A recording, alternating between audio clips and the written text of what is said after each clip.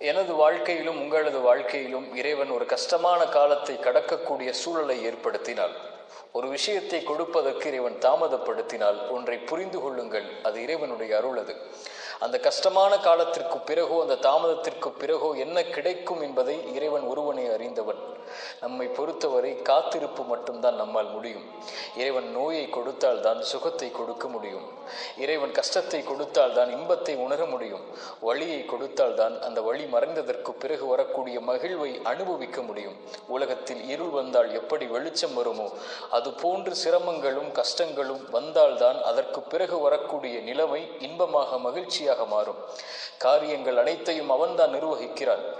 எல்லா பொருளின் மீதும் அவன்தான் ஆற்றல் உள்ளவனாக இருக்கிறான். அவனை சார்ந்திருந்து அவன் கொடுக்கக்கூடிய விஷயத்தை கஷ்டத்திற்கு பிறகு காத்திருந்து பெற்றுக்கொண்டால் அதைவிட உலகத்தில் பெறக்கூடிய வெகுமதி எதுவும் இருக்க முடியாது.